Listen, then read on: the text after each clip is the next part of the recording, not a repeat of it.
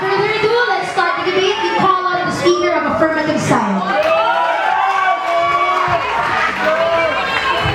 Please refrain from making any unnecessary noise during the speech so that we can actually hear the speakers. Thank you.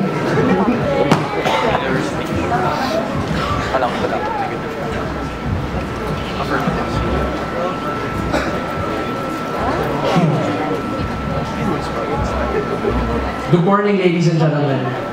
The purpose of an election is to allow the people to choose their next set of deserving leaders.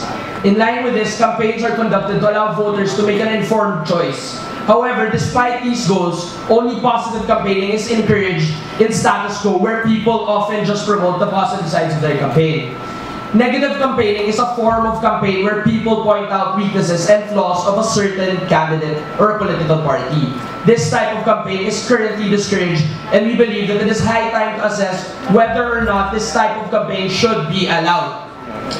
At affirmative side, we believe that negative campaigning must be allowed in USG elections under the following prongs. First, we will allow negative campaigns which would openly criticize and point out the weakness of a certain platform, a certain candidate, as a leader, or a certain political party. Second, any form of attacks on the candidate's personal life and family will be regulated to ensure that negative campaigns will only be limited to those relevant to the elections. These provisions should be specifically indicated in the election code and monitored by the Commission on Elections. Now that our policy is clear, I will move on to my argument. First, we have to understand that there is valuable information generated from negative campaigning that are needed in order for voters to make a competent decision. Because let us first examine what happens in the absence of these counter-narratives. When we limit campaigns to only positive campaigns, two things will happen. First, nothing will prevent candidates from lying and exaggerating if they know that no one would be critical on them by campaigning negatively about them. In this event, the election then becomes a big contest of who can make better lives because there are no counter-narratives to correct them.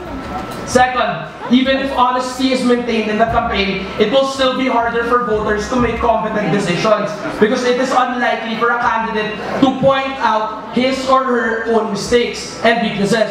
For a competent decision to be made, it is important to know not only a candidate's or a political party's strengths, but their weaknesses as well. Because this is what will aid voters in predicting how the candidate will perform when he or she is elected into office.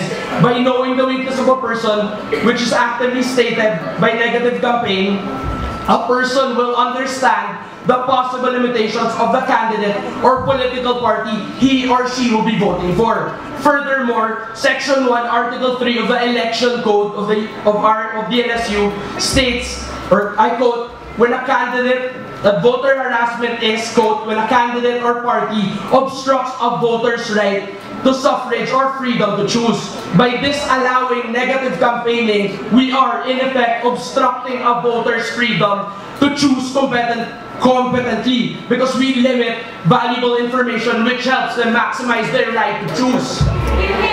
We think that to uphold a high level of political discussion in De La Salle University and to uphold the rights of the students to be able to choose properly, we must give it much access as we can to information needed for the campaign. And that can only happen by allowing these negative campaigns to exist. My second argument will now talk about my next argument will now talk about how disallowing negative campaign will only promote rampant underground negative campaign.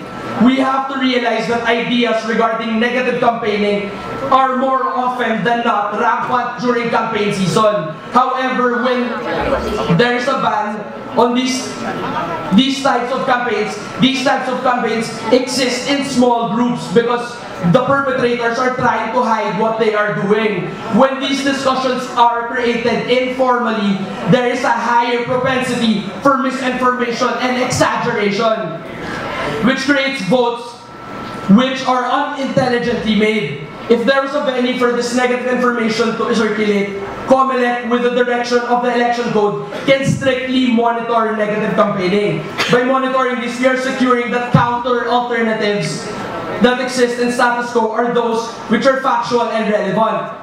Also, when these things are brought out in the open, it is easier for people to be exposed to these things, and candidates are given a higher opportunity to defend themselves. In this manner, we are able to limit misinformation and exaggerations which are common in underground negative campaigns. The point is we are able to make sure that these negative campaigns serve the best purpose. Lastly, Jen might say that this is an assault to the rights of the candidates who will be affected by these negative campaigns. But what we must understand is that first, as I explained in my argument, ladies and gentlemen, again, we have proven to you that negative campaigning gives the valuable information and that banning it would only create underground discussion, which would be more harmful. We thank the affirmative speaker for his speech.